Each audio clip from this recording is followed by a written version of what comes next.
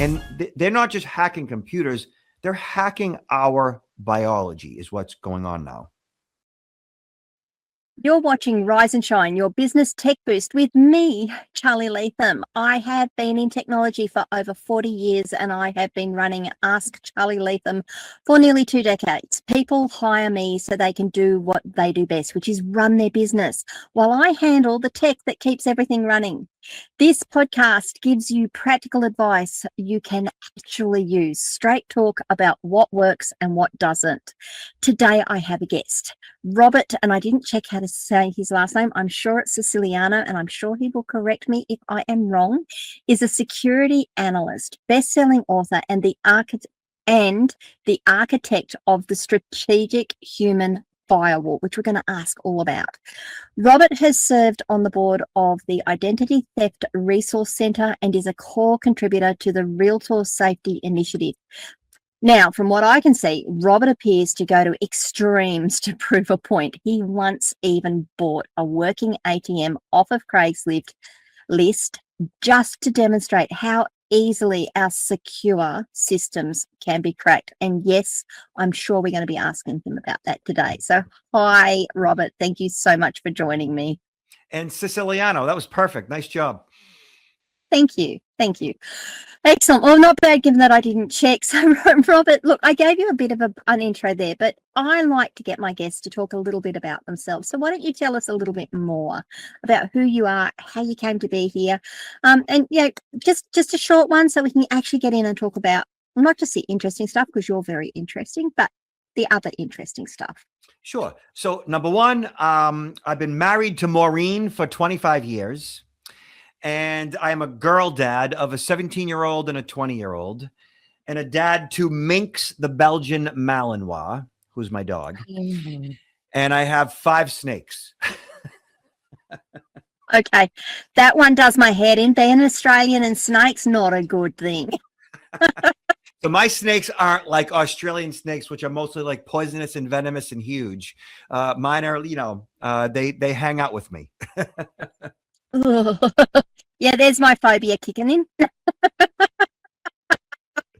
Yeah. So can you just tell us a little bit about your security background? Because I was reading your bio and you've got lots of interesting stuff in there. You're a CISP, I think I saw, and you had a whole heap of other letters after your name. So why don't we head into that to start with? Sure. So certified speaking professional, certified in cyber, social, and identity protection, and a certified information security professional.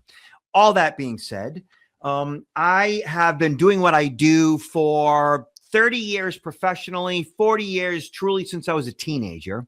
I bought my first computer in 1994. I think it was an IBM PS1 Consultant, which was the make and the model of a device that had 150 megabyte hard drive with Windows 3.0.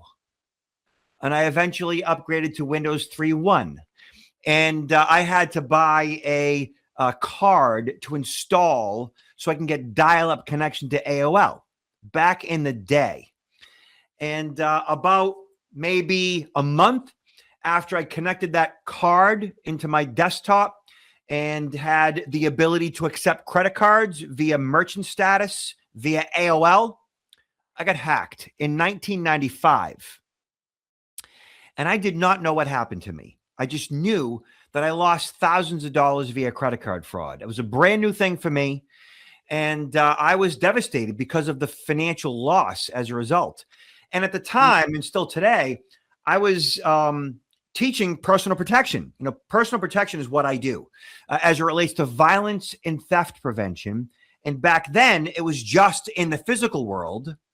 But once I got hacked, I was like, whoa.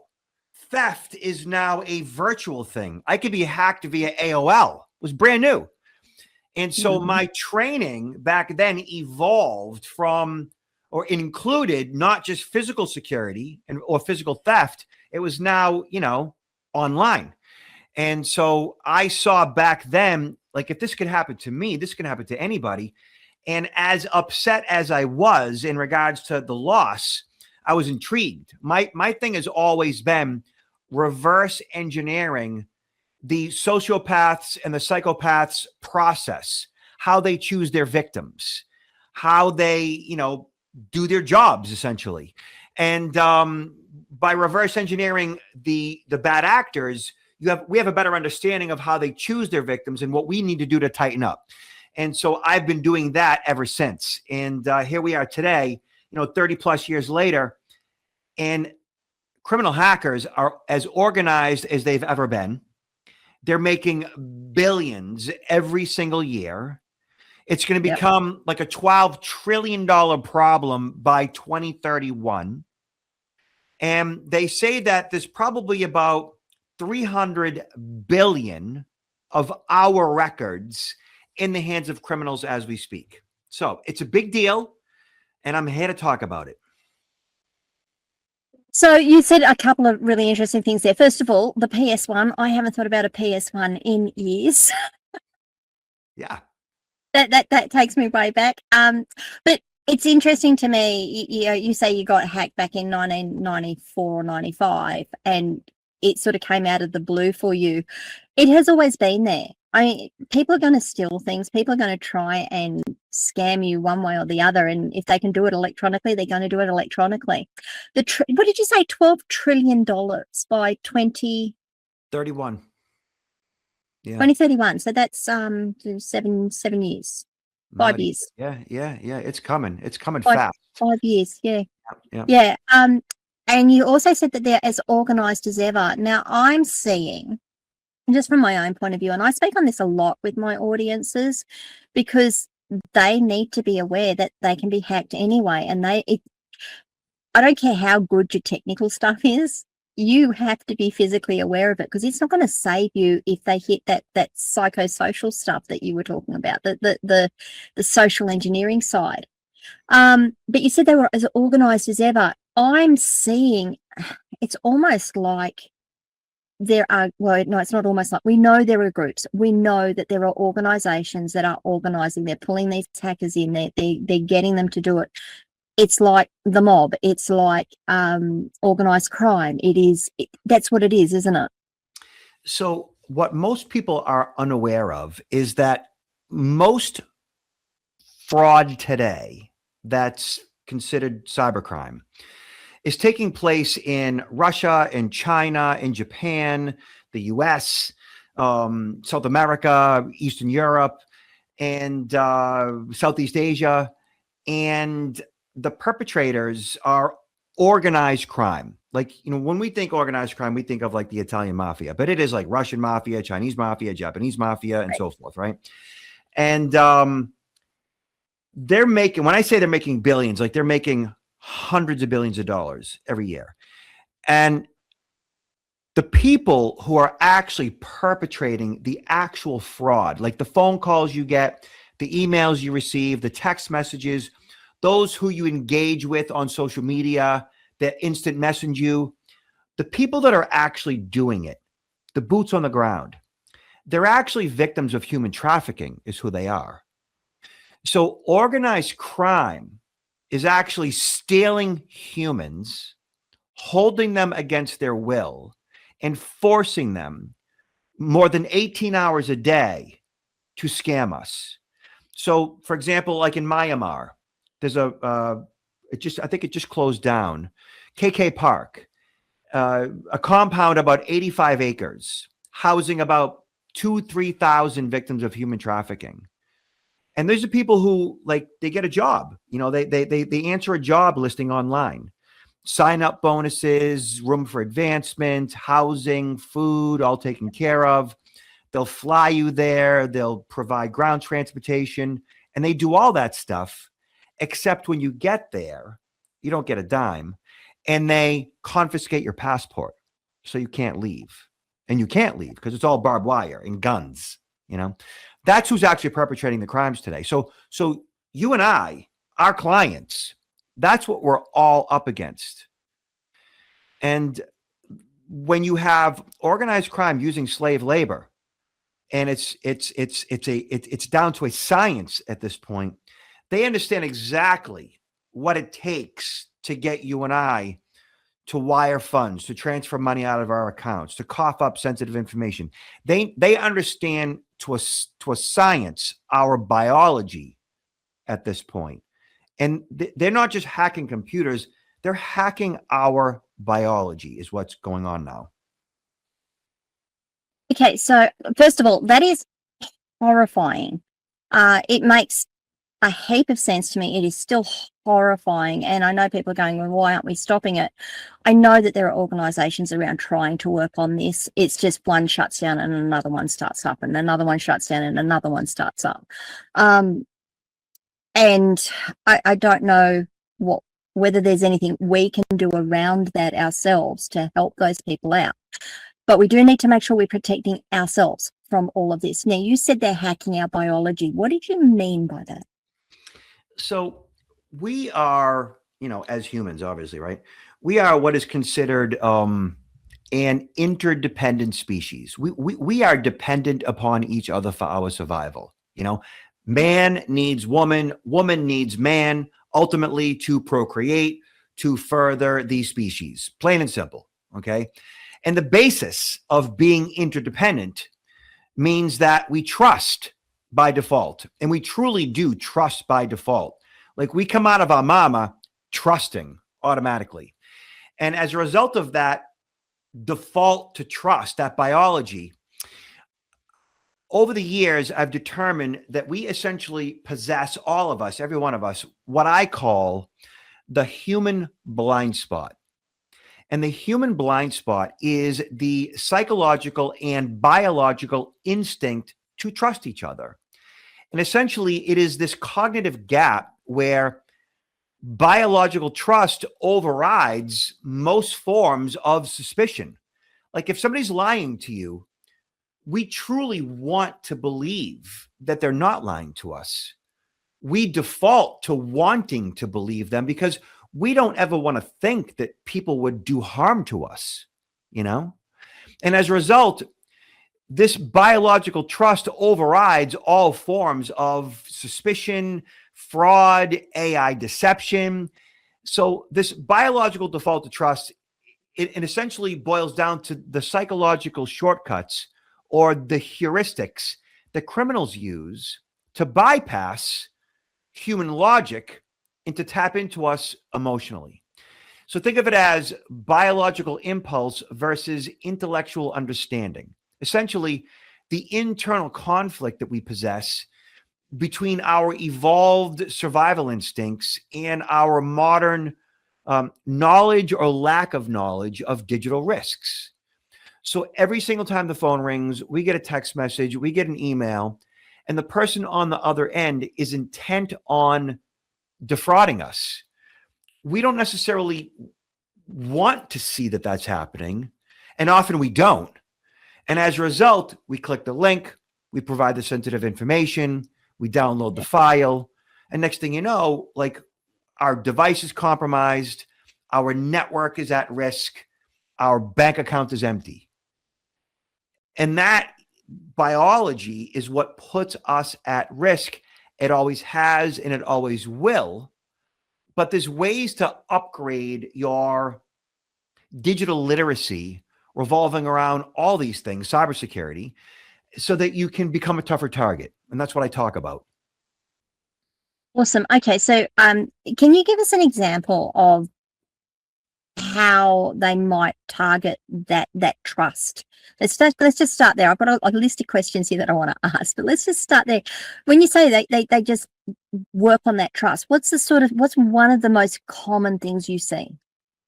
So pretty much at this point, I would say like 9 out of 10 of the emails that I receive or the text message I get, or even the phone calls for that matter, essentially utilize a technique we call manufactured urgency. Okay. So manufactured urgency is like the root of all fraud today, meaning like pretty much every single phone call, email, text message, there are tactics of immediacy behind all of that. So for example, like just today, I received a text message. and I live in the United States in Massachusetts, and I got a text message from the Massachusetts Registry of Motor Vehicles that's responsible for our driver's licenses, ultimately like enforcing the rules and the laws regarding, moving violations, fines and tickets for speeding and using your phone while you're driving and so forth, right? So the text message was from the Massachusetts Registry of Motor Vehicles threatening me that I'm going to lose my license unless I click this link and pay via Bitcoin to reinstate my driver's license. Sorry, okay? I'm laughing. Buy Bitcoin. Yep. Ridiculous, right? Yeah. But it's that manufactured urgency. Like, you're going to lose your driver's license unless you do this right now. That is what gets us, because the manufactured urgency makes us emotional. We want to solve. We are problem-solving machines. We're always solving problems. We want to do the right thing. Generally, as humans, we want to do the right thing.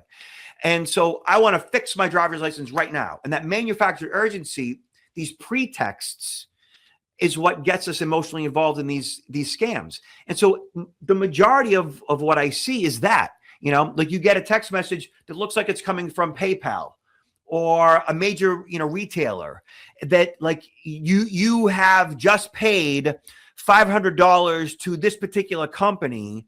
If you didn't authorize that payment, call the phone number in the body of the email.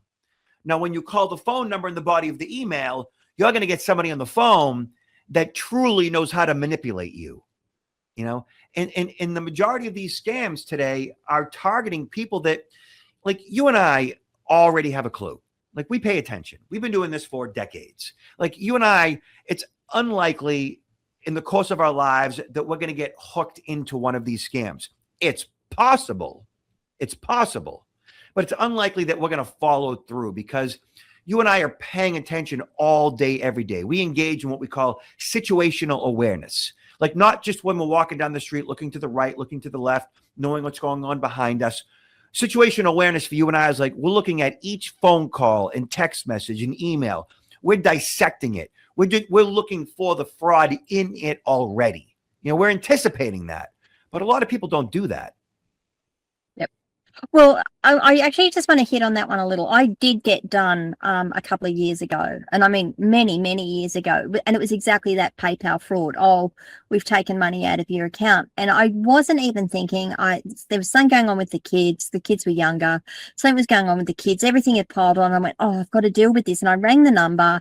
Oh, we're just going to send you an authorization code. And they got into my account. Now, I got onto it. I was at that point, I went, something's wrong. Got in, changed everything, got back, rang PayPal directly and said, this is what's happened, and we fixed it up. Like, there was nothing in the account. It was linked to credit cards that were bounced anyway, so I wasn't concerned. And PayPal just put a hold on everything. But it is that easy. It really, really is that easy to happen. So, yeah. Sorry, the other thing that I had on that one was we're actually also conditioned to provide that information. And the reason I say that is when your bank rings you, or when your insurance company rings you, or when a retailer rings you and says, oh, hi, particularly here in Australia where we have some fairly strong privacy laws, we can't give out that information until we confirm you are the account holder. We need your full name, date of birth, address, and phone number. And we have to give that information over before they will talk to us. And now often these come through on blocked numbers. You don't know the number. It's a blocked number. They're coming through a blocked number. So we've got that conditioning to start with. And then they just tack onto it. Oh, hi, we're calling from your insurance company. We need your full name, date of birth, address, and phone number. We'll give it. Why wouldn't we? We've been told to do it. So this is an argument that I have with my providers regularly when they do it. And I'll say, no, I will ring you back and we will do this properly, or you will work out passphrases to put on my account so you know how to identify me. But is that what you're saying there as well? So that's interesting, because in the US, we don't do that at all. Companies don't call us. Fascinating. Yeah, they don't call us at all.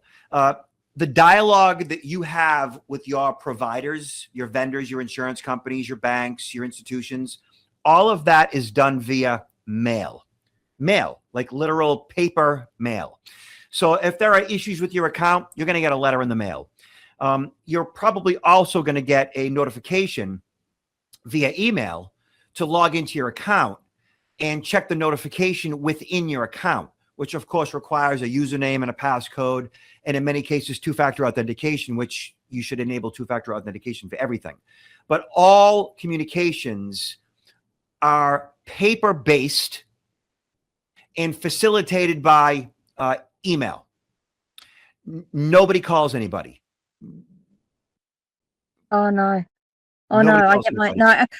Well, and this comes back to also for us. It's like if you make a phone call and say, I need someone to call me back, and they call you back, that's the first thing they ask.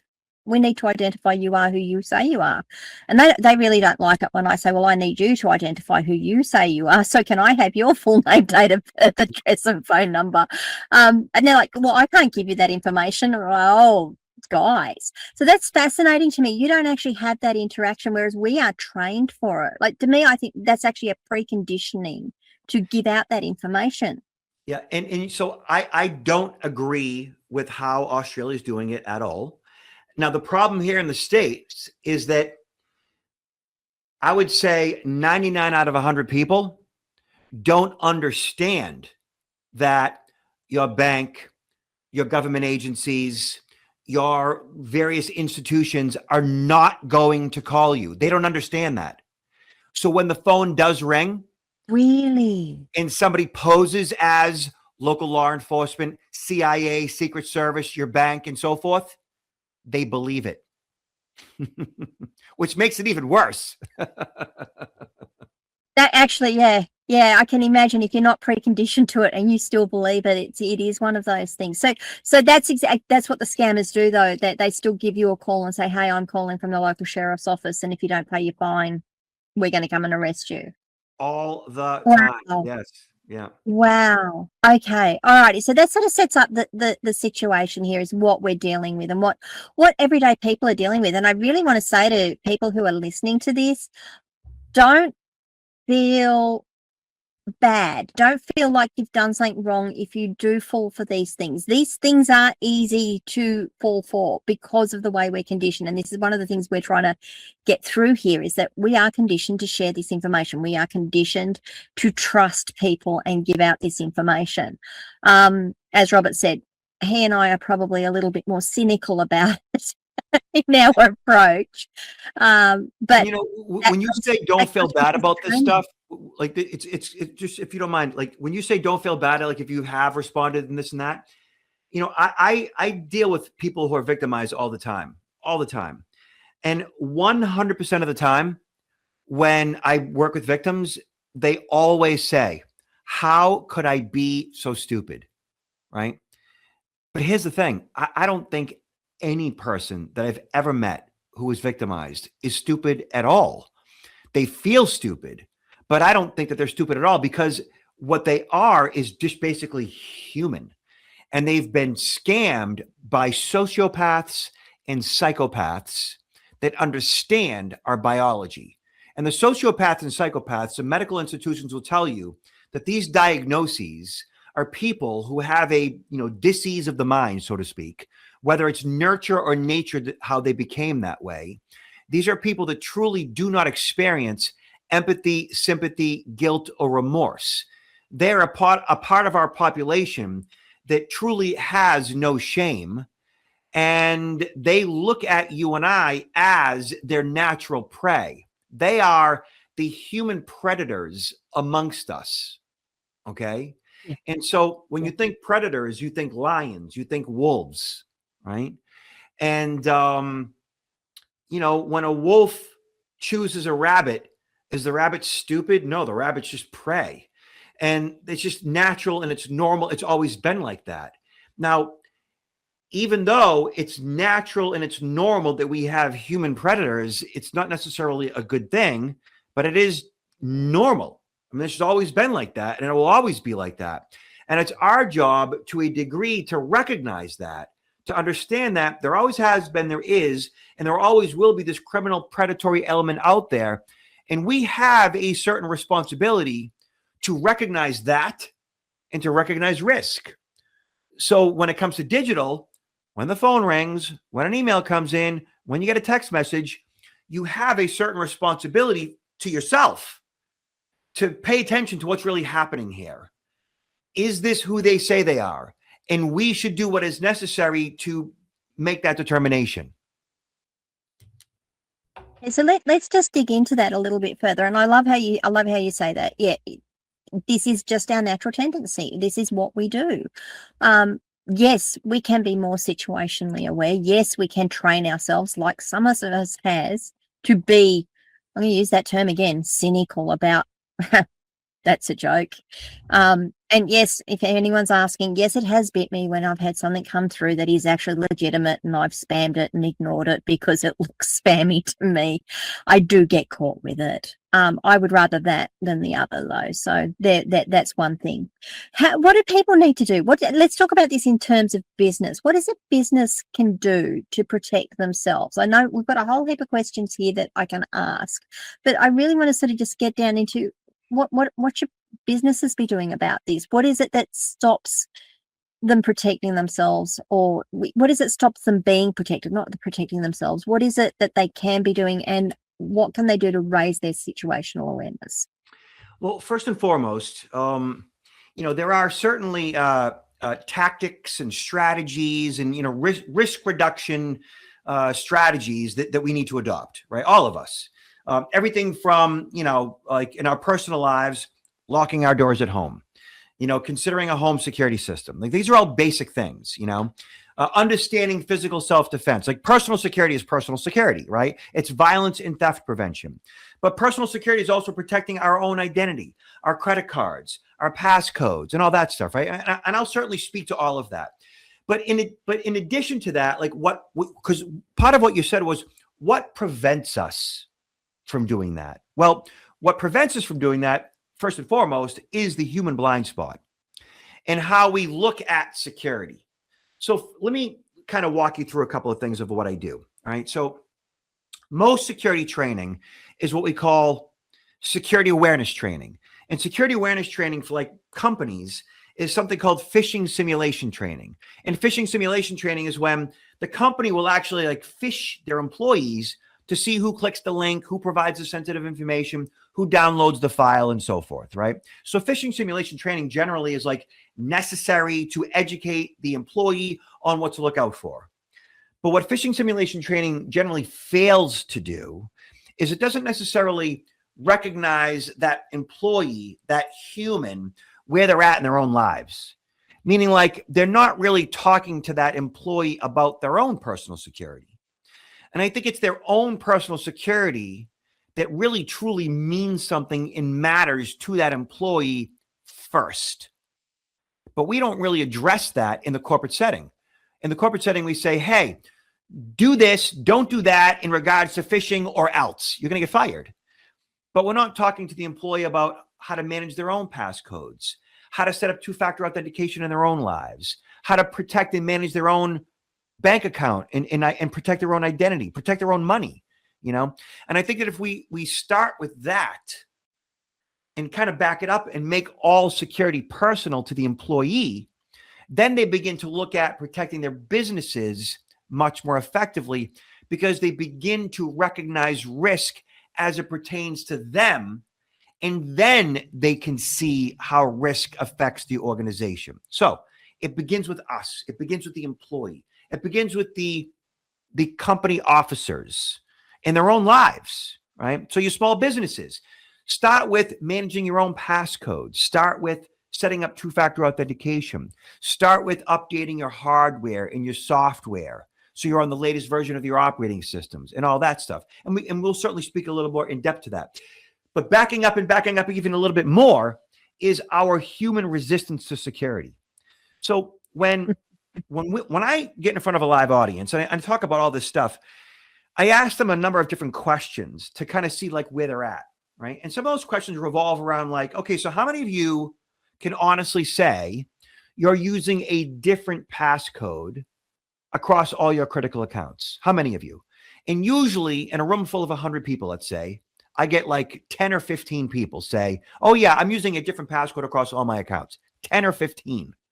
which means like 85+% of the room is using the same passcode across multiple accounts. And then I begin to explain to them, hey, did you know that like there's like 15 to 20 billion of our passwords on the dark web? Did you know that?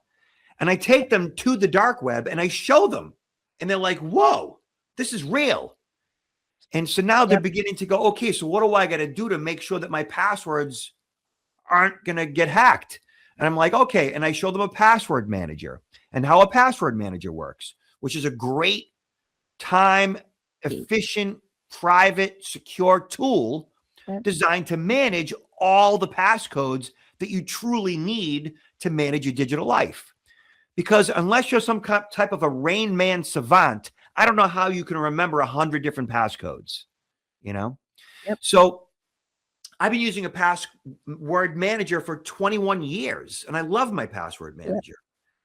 And then the next question I ask them is, how many of you are using two-factor authentication?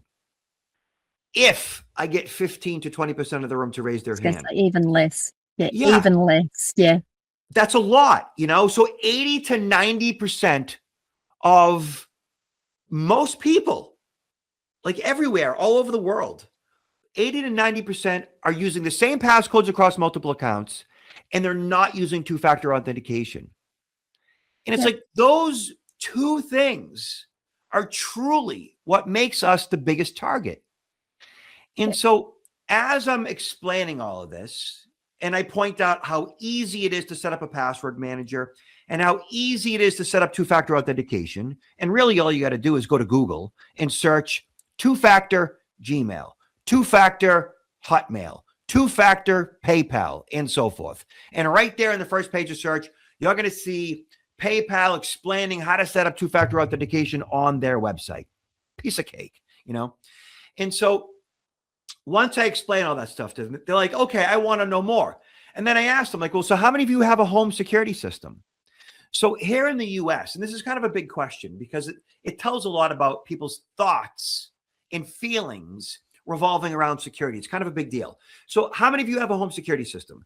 If I get, I don't know, 15% of the room to raise their hand, that's a lot, which means 85% of the room doesn't have a home security system.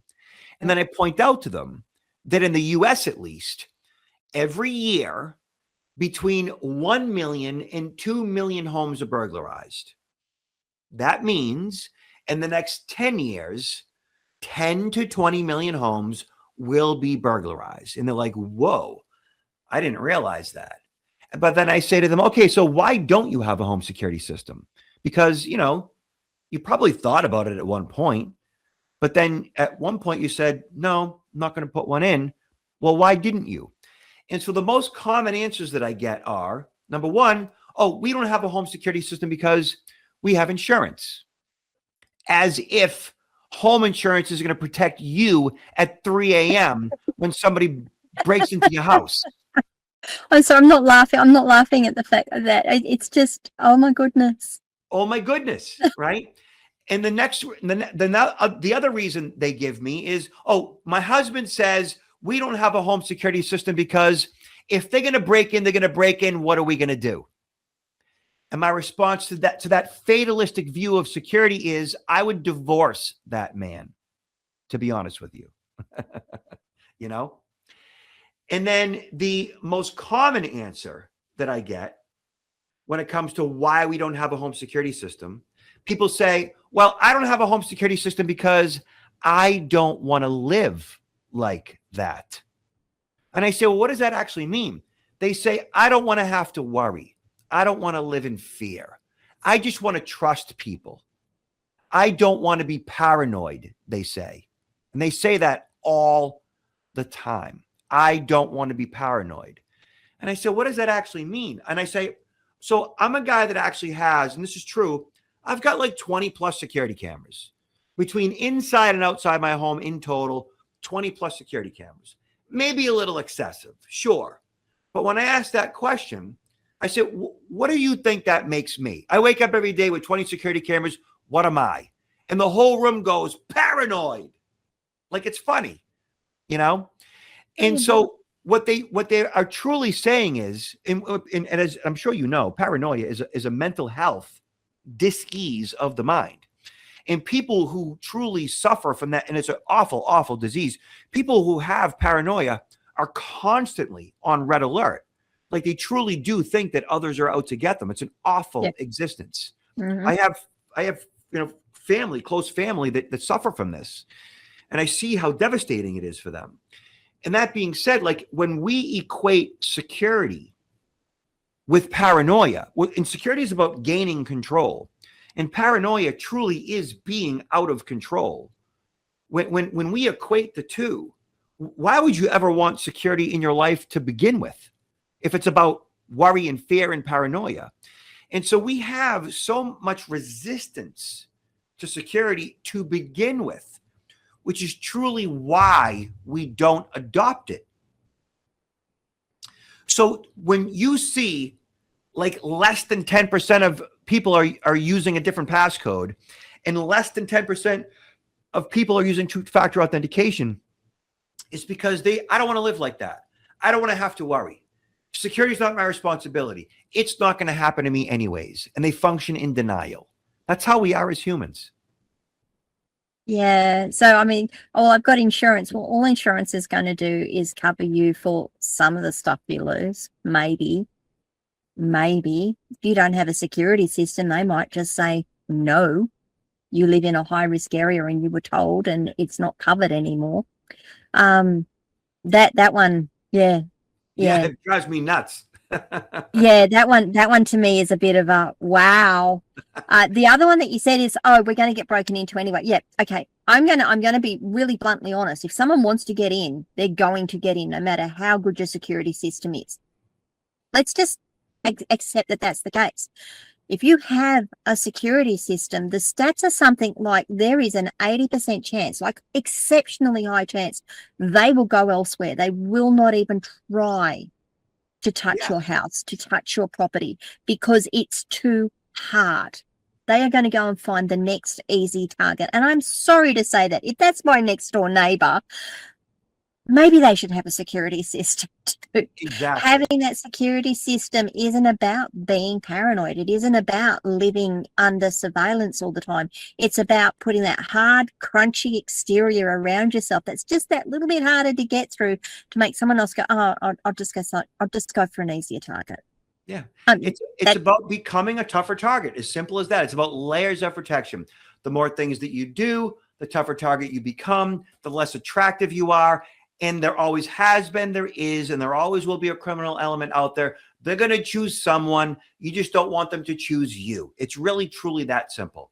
So once we break down the learner's resistance to security, which is truly what my job is to break down resistance, because people resist security, keeping in mind that like security is not normal and it's not natural. Think about that for a second.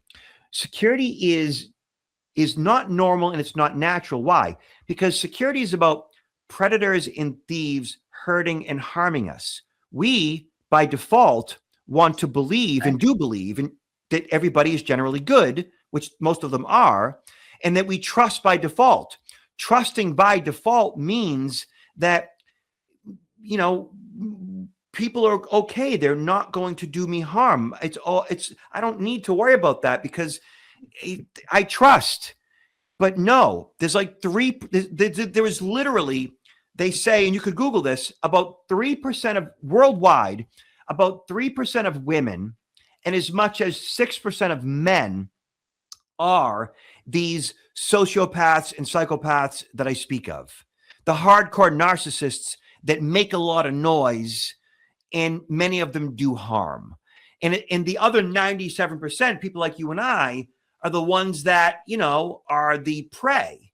So we do truly need to take a certain level of responsibility and recognize the risks that 3% pose and put these basic systems in place so that when they do choose their victims, they look at you and I and go, yeah, no, I'm going to move on to somebody else. I mean, it really does truly boil down to that. Yeah. I agree. And it doesn't sound like it's huge numbers, right? 3 and 6%. They're not huge numbers, but that 3 and 6% have a really wide range, wide reach, and a really deep reach when they decide to do something. Even if it's just one person, it's still pretty bad, but they do have a wide, deep reach. Okay, so you've spoken about making people care about their own personal security before you make them care about your corporate security. I love that. I love that, because that's entirely correct. Because if they're caring more for themselves, when they come into work, they're going to be careful about their own passcodes. They're going to be careful about where they leave their swipe cards and their company credit cards and all of those things, and what they're providing out in an email. Is this what you call part of your strategic human firewall program? Exactly. Yeah. So you are already a strategic human firewall. We can agree on that, right? Somebody who recognizes risk. You put systems in place, like, obviously a technical firewall blocks, various ports on your device, and it prevents intrusions and such. A strategic human firewall is a human who recognizes risk and blocks deception. Okay. It's a proactive governance. It's a mindset that turns everyday employees, humans, consumers, from basically passive targets, which most of us are, into active detection layers. Being an active detection layers means you're looking for it. You don't worry about these things. You don't live in fear. You're just kind of looking for it. You kind of see it.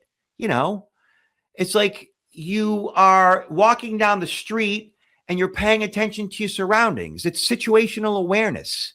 It's looking both ways as you cross the street. It's looking at the email and the text message. What's really going on here, right? It's the shift from I trust what I see by default to I verify everything. And as a result, we gain a certain level of what I call security appreciation.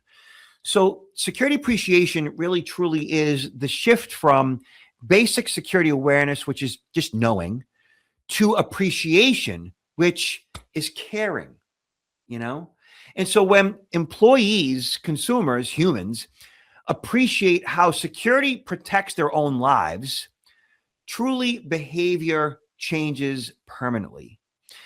I call this the security appreciation gap. It's that chasm between an employee's intellectual understanding of risk, which is awareness, and the emotional commitment to act on that knowledge, which ultimately is appreciation.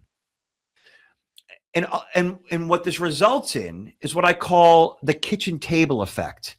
And the kitchen table effect is the multiplier effect, where successful security appreciation training ends with the employee teaching those concepts to their family at home, cementing those lessons for life. Like, that's what security awareness training could and should be. You take it up a level. What I do is security appreciation training.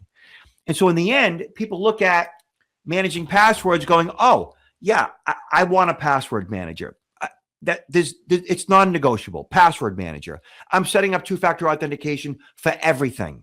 Like, it's non-negotiable going forward. Knowing that there are 300 billion of our records on the dark web, which includes about 20 billion of our passwords. And in the US, we have what's called a social security number, which is like our de facto national ID, tied with like a lot of our government accounts, our taxes and such. And if somebody gets a hold of your social security number, they can do a lot of damage to you. And like, I've had criminals email me my own social security number. Hey, security guy, here's your social, haha. Basically flexing their muscles, showing me how cool they are and how much damage they think they can do. But I have systems in place to make my social security number useless to the thief.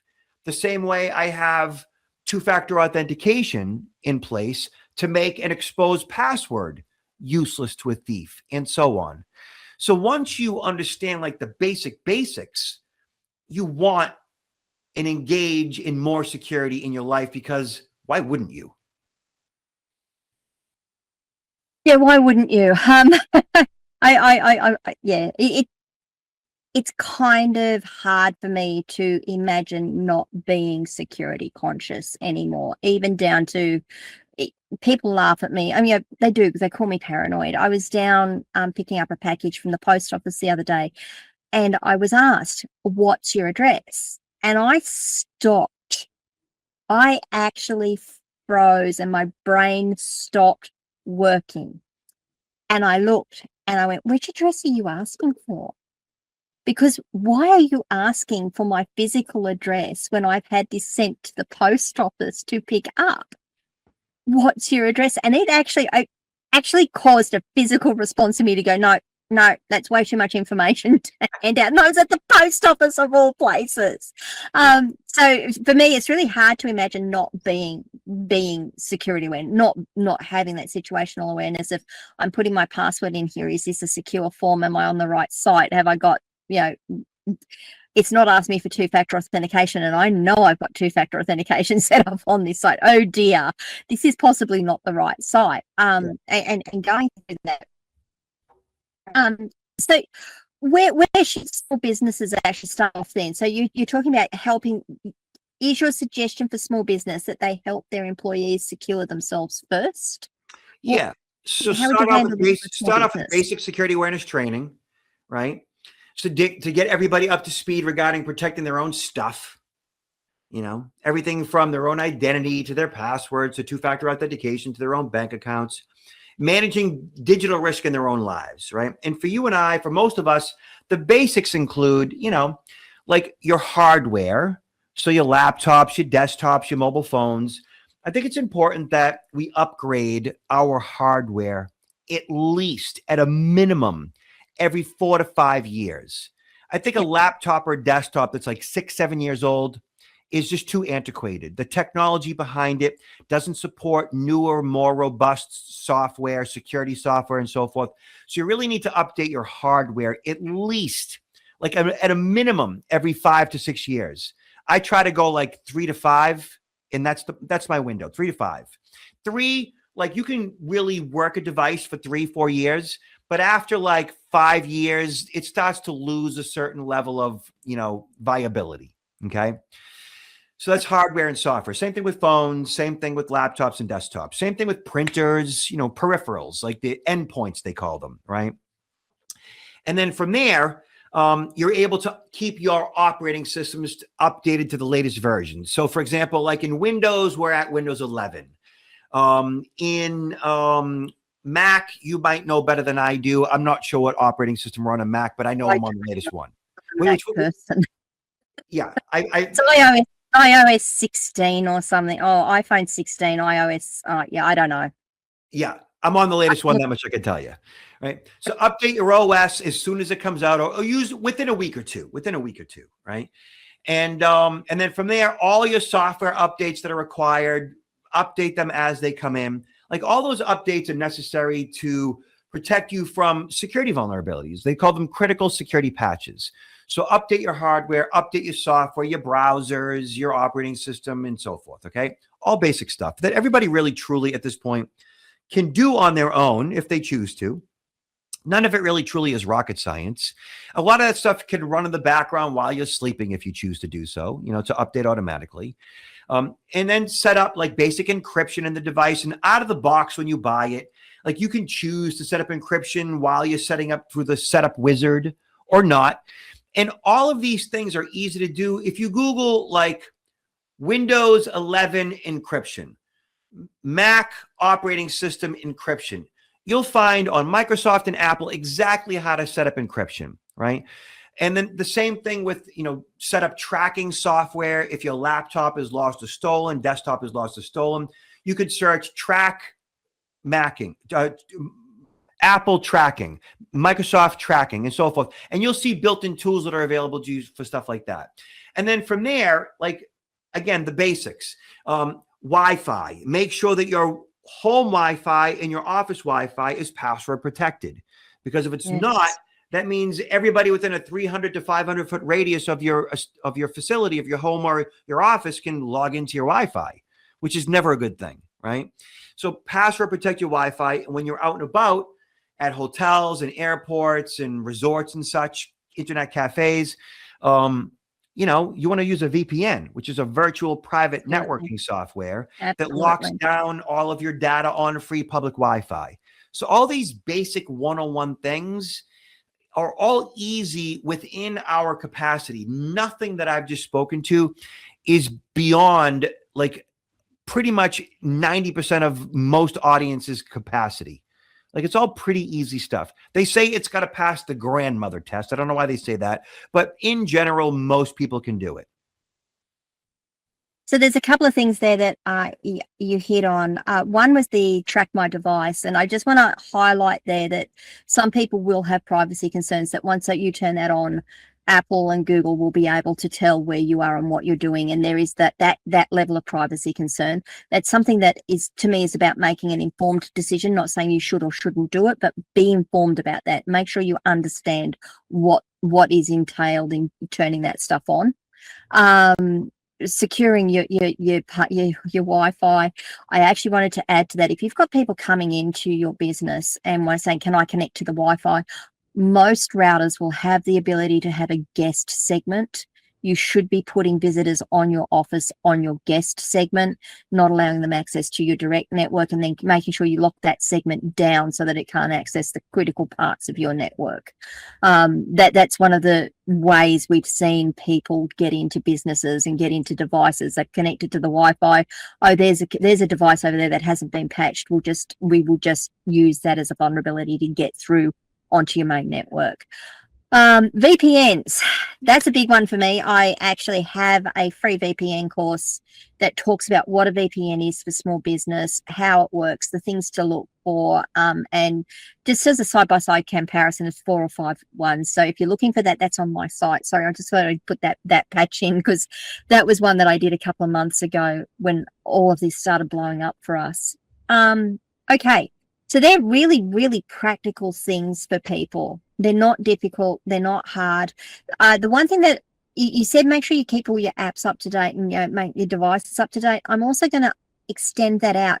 Go to your Play Store, go to your App Store on your phone, look at the updates for your apps and make sure you are updating them. You can do them automatically. When the new releases come out, they will automatically update.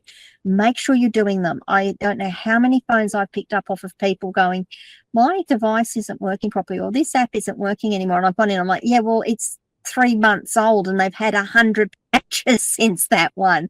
Do not update your apps. Oh, I didn't know I had to.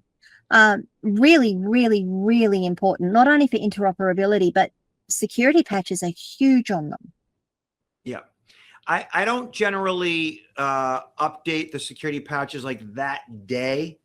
I'm usually a little cautious of that in case, like, for whatever reason, they released something that could cause problems. I've seen that too many times in the past 30 years of being in technology. So I'm not generally what you would consider a first adopter for anything. I usually wait just a little bit, even if it's just a week or two, and then I'll update my OS with whatever those critical security patches are. But give yourself at least a week and then get on it and get her done. Yeah, I'm laughing because you can tell those of us that actually grew up in the Windows eras when a patch would actually take your computer down for a week while you tried to fix it. Yeah, we'll just hold off on doing our patches for a couple of weeks. Oh, yes, they released 6 patches to fix that one that you released. And I'm finding it amusing now because we've had such a stable period for a number of years. They lulled us into this sense of false security where now Microsoft is sending out patches and things are failing again. You're like, oh, I thought we'd done with that. Yeah. But yeah, so do take a couple of days. I think that is very wise. And what Robert is talking about there is sometimes when they release a patch, because software is a complex environment, they can change something over here, but then that affects something that sits right off on right field that no one's ever thought about, no one's actually thinking about, and all of a sudden it exposes a vulnerability there that was hidden by all the other stuff. So then they go, oh, we've got to patch that, and they'll send out another patch pretty quickly to cover it. So that's why we tend to wait a little bit, not just because it might break something, it's also because it might expose something else. So we do tend to wait. But please do make sure you are updating things. And for people who are with me and I do websites, we update we go through, if you're with me on a managed service, we go through your websites every week and we apply the patches every week. WordPress, plugins, themes. If you've got managed hosting services with us, we even do the servers because they come out with great regularity too. It's a never-ending situation. Alrighty, now Robert, I'm just looking at our time. Can you just tell us, first of all, where people can find out more about you and where they can connect with you and what you do with business? Sure. So, well, I'm based in the States, but I have made my way to Australia back in, I think it was November of 2016 for 3 weeks. Had a lot of fun. I have family in Brisbane, so we make our way. My daughter just came back in January. She was there for 3 weeks as well around Christmas time. But I provide security awareness training virtually like this or in person. And my presentations are fully interactive, which means I'm not just like a talking head. I am engaging in a dialogue with the participants, whether I am virtual or I'm doing it like this on, online or in person. It's a full-blown dialogue. That's what security awareness training should truly be, because people have questions. They want to know. And I can be found at protectnowllc.com, protectnowllc.com. And certainly, if you'd like, connect with me on LinkedIn, Robert Siciliano, Siciliano, or there's a LinkedIn link on my website at protectnowllc.com. Awesome. Now, I'm going to put all of that into the show notes, of course, so people can click through from there. I don't like to keep people in the dark. Alrighty. What's the one thing, out of everything we've spoken about today, what's the one thing you would like our listeners to take away, or our viewers to take away with them? This is so simple. Criminals want you to do nothing. They want you to do nothing. They want you to sit in your hands, think it's not going to happen to me. Why bother? Security is about paranoia. Why would they want to hack my identity? Why would they want to steal my money? I don't have anything to steal. Whatever. They want you to do nothing. The worst thing you can do is nothing. Like, don't worry about any of the things we've talked about today. Don't worry about it, but do something about it. The best thing you could do is take a little bit of action.